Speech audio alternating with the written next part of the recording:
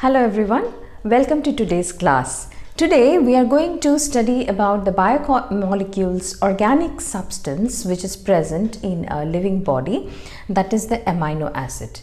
We had in our last class come to know that when we are analyzing the substances, biomolecules in the living tissue, that time when we had crushed any kind of living tissue, whether it was a plant tissue or an animal tissue with the help of trichloroacetic acid, then we found that when we filter the slurry actually, then in that slurry, the one which is filtrate, that will be called as your acid soluble pool, and the one which is retentate, that means which is actually not getting filtered through that muslin cloth or that cotton cloth, that will be the acid insoluble portion. Now in that acid insoluble portion is our amino acid, is our carbohydrate, is our lipids, and is our nucleic acid. Although the lipids, if we talk about the macrobiomolecules, actually see the chapter's name is biomolecules, but what we are concentrating or what we are reading in this chapter is called as your macro. Macro means large. There is microbiomolecules and macrobiomolecules. Micros are the one which is settled in the filtrate, and macros are the one which are present in the retentate. Now the molecular size of the substances which are present in the retentate are of 10,000 Dalton or more than that. And if it is less than 10,000 Daltons, say for example less than 1,000 Daltons actually, that is say for example lipids. Although lipids we are considering it to be the macrobiomolecules, but if you talk about the molecular weight, then it does not satisfy the category which the carbohydrate, nucleic acid, or that of your amino acid satisfies. That means its molecular weight is 800 Daltons. It is less than 1,000 Daltons. Then why are they included in the biomacromolecules? The reason is because they are an important part of a cell. They form the important part of the cell membrane, and they form a sort of, when they are ruptured, when we are crushing it, when we are making the slurry out of the animal tissue or the plant tissue, that time they form the large macromolecules, large vesicles. So because of all these things, although lipids do not satisfy the molecular weight of being a biomacromolecule, but still we are considering it to be under the same category of your carbohydrates, of your amino acids, and that of your nucleic acids. But today we are going to see only about your amino acid. Now amino acids in our body, or in our cell rather, is of 20 different types, and these 20 different types, when they combine in various proportions, it can be, of course, amino acids is a monomer, and when they unite by means of the peptide bond, which is the bond between the two amino acids, then they will result into formation of the protein structure. Now protein structure, when they are initially in a chain like form, suppose any kind of alpha protein or any kind of the simple chain like protein, then the protein will be forming only the peptide bond between the two adjacent amino acids. And amino acids, the common structure of amino acids, which we are just now going to study, we will see that it has a N-terminal end. N means where it will be having an amino group, and it will be having a carboxylic or C-terminal end. Okay, now if I suppose you yourself, or I am an amino acid, then I have my right hand and I have my left hand. So simply think about this. This is a methane structure basically. So methane carbon has 4 valencies. So if you consider it to be the methane, then my right hand will be considered to be the N-terminal end, and my left hand will be considered as the C-terminal end or the carboxylic end. Okay, and of course this hydrogen is common for all the amino acids, and there will be one functional group, and this functional group can be anything. It can be an alcohol, it can be an acid, it can be even a base. So depending upon this R or the functional group, the amino acids are named variously. Okay, now as I was talking about, this is a methane derivative. Okay, CH4, methane derivative. So carbons 4 hand 1 2 3 4, and I have written here alpha. This is an alpha carbon, or this one we can call it as your asymmetrical carbon, or we can call it as your chiral carbon. Now the chiral carbon means what? It will be having 4 different groups in the different hands. Okay, see here it is carboxylic group, that is acid group.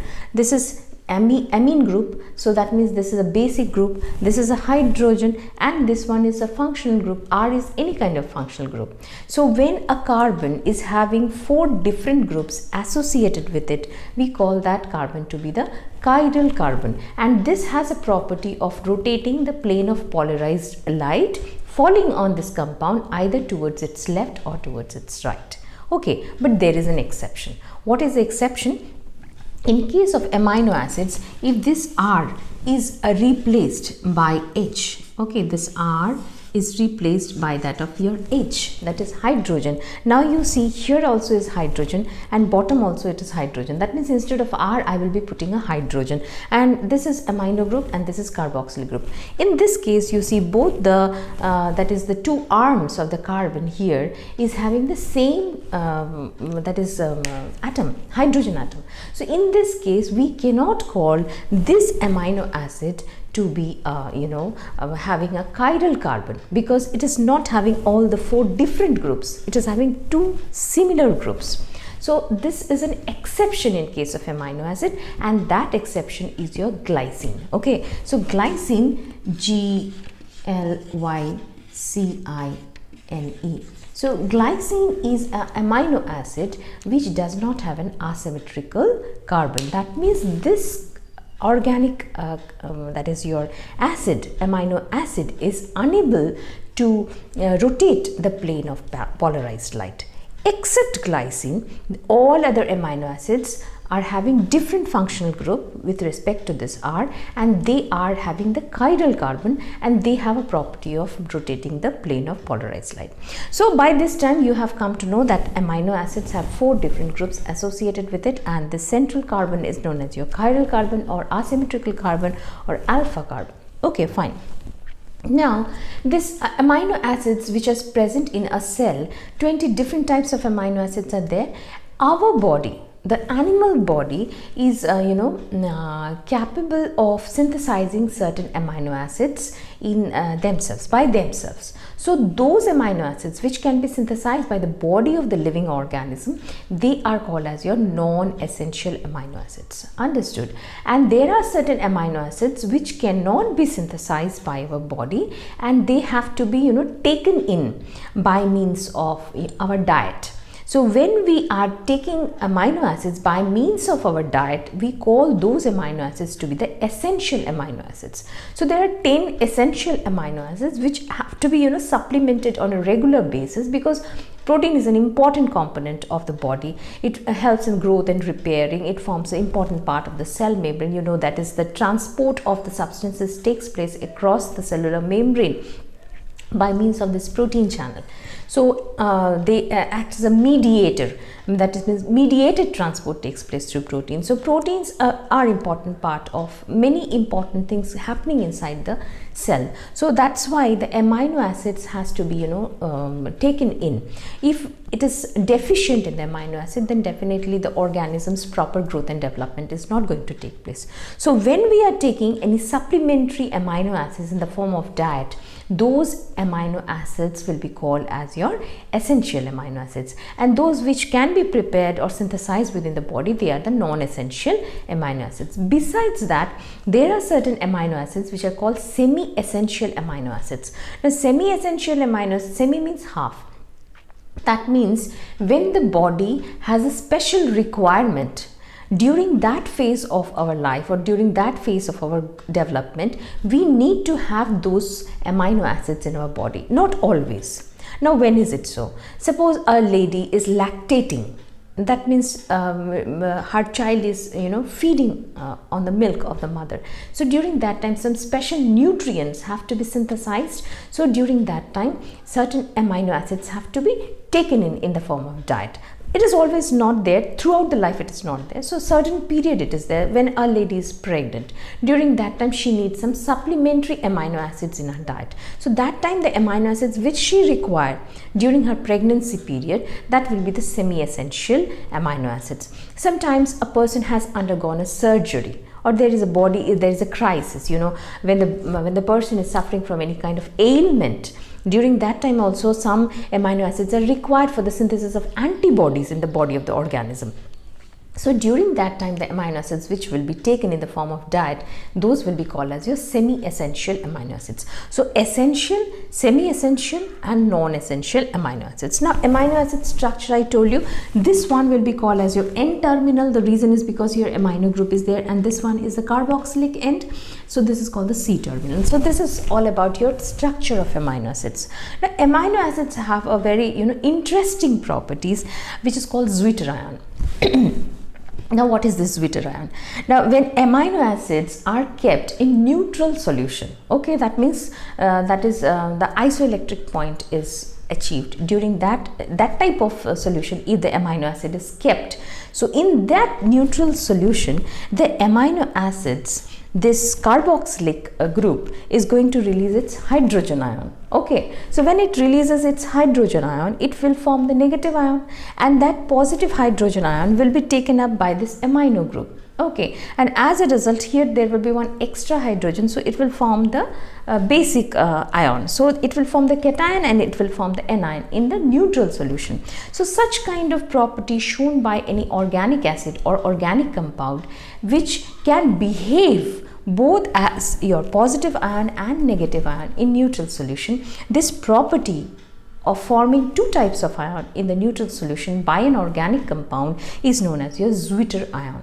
Okay, so amino acids show this property of Zwitterion in neutral solution. Now this amino acid, when is kept in case of your acidic solution, so when it is kept in acidic solution, then it will form a cation. Okay, it will form a cation, and when it is kept in a basic solution, then it will be forming an anion. So this is also a unique property of amino acid to behave as acidic ion or as basic ion, that means as cation and anion when kept separately in basic solution and acidic solution. So they can behave both. So when the word both comes, so it is amphi. So this property of amino acids to behave as both cation and anion kept separately in the acidic solution or basic solution, this property is known as your amphoteric property of the compound. So amino acids can behave amphoteric, that means both positive as well as negative ion it can produce depending upon the kind of solution they are kept. Okay, and if they are kept in neutral solution, then they can behave as both cation and anion. That means it can release both the hydrogen ion, and here this hydrogen ion will be taken up by the amino group. So in the same compound there will be the formation of two types of ions which we call it as your Zwitterion. So these are the basic properties of amino acids. Now the next thing which we will be discussing, actually which is not discussed simultaneously in your NCERT but in the later parts of your NCERT, is about your protein. Now protein, as I told you, is an important part for growth and repair and for the development of an organism, and proteins are formed as a result of combination of the units or the monomers which is amino acid. Now the simplest amino acid I said is glycine, when R is replaced by H. In your book you will see this structure is given, and other two structures are given. One is called as your alanine. Alanine is how it is formed, is that this functional group R is replaced by that of your CH3 group. Okay, and when the R is replaced by that of your alcoholic group, then it will form the serine. So depending upon the functional group which is present in an amino acids can be of different types. When the amino acids have an extra carboxylic group, suppose this R which is present here, it is having a carboxylic group. So here also a carboxylic group is there, and with this functional group also a carboxylic group is there. In that case it will be having more of acidic property. So this amino acid will be called as your acidic amino acid, like for example glutamic acid. Okay, glutamic acid is an amino acid which is having an extra carboxylic group, so it is behaving like an acid amino acid. Similarly, if we know that it has already one amino group, so in the functional group R, if it has an extra amino group, so it will be forming a basic amino acid. Then there are some amino acids in which there is a single carboxylic group and there is a single amino group. In that case, we will call those amino acids to be the neutral amino acids, like for example valine or proline. They are the that is your neutral amino acids. Then there are certain amino acids which we call it as your aromatic amino acids. Now what is this aromatic amino acids? When there is a phenyl group associated with, like for example tyrosine. Okay, now when this type of group is associated with it, then it will produce a kind of aroma, a kind of sweet smell. So those amino acids will be called as your aromatic amino acids. Okay, and simple simple amino acids will be like that of your neutral amino acids, or that of your acidic amino acids, basic amino acids, and aromatic amino acids. So this is depending upon the whether there is an extra carboxylic group or whether there is an extra amino group. The amino acids are named, or you can say categorized differently. Next is, I was talking about the proteins. Now proteins are formed as a result of combination of the different amino acids. Now how will the proteins formed as a result of combining the amino acids? So let us see this. Now let us say for example, this is one amino acids having the functional group R1, and this is another amino acids having the functional group R2. Now we know that one amino acids left side is having the carboxylic group and the right side is having the amino group. Now a bonding is formed as a result of elimination of a water molecule, taking the hydroxyl group from that of the carboxylic group and one hydrogen from this amino group. So water is formed and water is released. So when water is released, there will be a bonding between them, that is CO bond NH between these two amino acids. So similarly there will be a amino acids combining, so it can form a straight chain amino acid. So when it will be a straight chain amino acid, a protein formed as a result of combination of the amino acids, we will call them as a primary structure of the protein. Okay. After that, it can form the secondary structure. That means if there is a twisting and curling between the the amino acid group as a result of bonding between between the internal bondings of the groups between the amino acids, they will form a spiral structure or a helical structure. Sometimes they can form a pleated structure, like we are putting the sari, so pleats are there. So when they form this pleat, sheets are formed one after another between the various amino acids, between the adjacent amino acids, because of the bonding between them, and they form a somewhat secondary structure. We call them as your secondary amino acids, secondary protein structure. And then tertiary protein structure will be like that of a woolen ball. There will be further bonding between, suppose if there is a sulfide group, so there will be a disulfide bond between them. A weak bond can form between them. Van der Waals bonding can form between them, other than that of the normal peptide bonds. So then they will be forming a kind of anastomose between them. That means a twisted and twirled structure. Like we have a woolen ball twined around, the woolen thread is twined around the ball. So that type of structure will form the tertiary structure of the protein. Of course, these are not so much detailed discussed in your book. Just the primary structure means just simple peptide bonds between the adjacent amino acids. Secondary structure, as I told you, the helical structure or the pleated structure. Tertiary structure, the woolen ball structure. And then is a quaternary structure of protein. Now what is this quaternary structure of protein? Is that when suppose separate protein, tertiary protein structure or the secondary protein structure have bonding between them. That means this is a secondary structure, this is a secondary structure, or this is a tertiary structure, this is a tertiary structure. When the bonding is between these tertiary structures, then they will be forming a compound, a protein compound, which will be called as your quaternary structure of protein. What is the example? Simple example you can remember or you can memorize. That is your hemoglobin.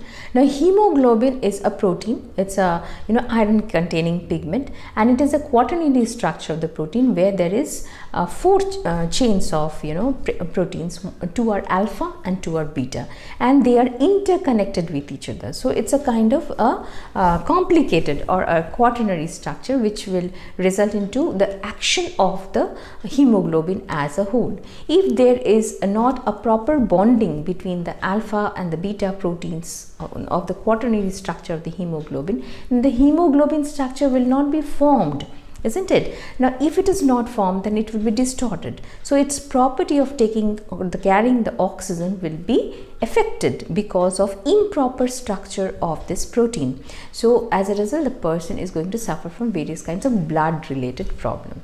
So that is, your hemoglobin is a quaternary protein which is formed as a result of association between the various tertiary protein structure, that is your alpha protein and the beta protein, and as a result of it, it can work as a entire entity because it will be working togetherly in combination. Then only the work of the hemoglobin can be achieved, which is a quaternary protein. So this is all about your amino acids, the structure of amino acids, the properties of amino acids, the properties of protein, why protein is necessary. Protein forms an important part of our defense mechanism. As I told you, they form various kinds of antibodies in our body. They form an important part of the cell membrane. So not only that, they form an important part of our enzymes which are responsible for the metabolic activities present in our body. They form an important part of sometimes pigments. They are sometimes important part of our hormones present in our body. So all these things are formed as a result of combination of the amino acids with respect to each other. Then why the amino acids are called as your neutral amino acids, why they are called basic amino acids, why they are called as your aromatic amino acids, why they are called as your basic amino acids, Zwitterion, and why they are called as amphoteric, why amino acids are called amphoteric. All these things we have discussed. Now you are going to study from your NCERT book thoroughly so that this amino acid portion becomes clearer. Next we will take upon either nucleic acid or carbohydrate in our next class. Thanks, and that's all for today.